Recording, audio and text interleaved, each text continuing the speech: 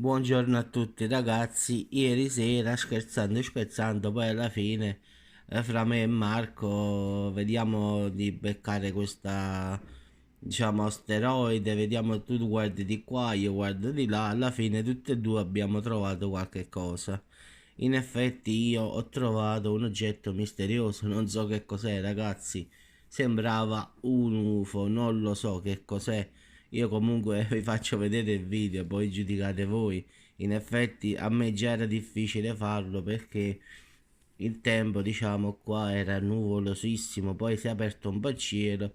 Ho detto ma fammi vedere un po', tante volte riesco a beccare qualche cosa e gira di qua e gira di là fino a trovato qualche cosa di strano.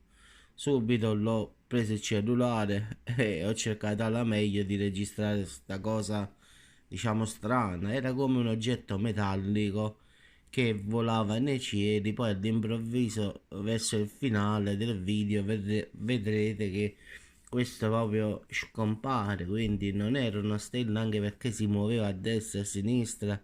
Poi ci stava pure un po' di vento qua, quindi diciamo un po' di casino dovevo mantenere il cellulare con due mani e quindi zoomare, cercare di starlo dietro, che poi in effetti stava sempre lì, però andava avanti e indietro.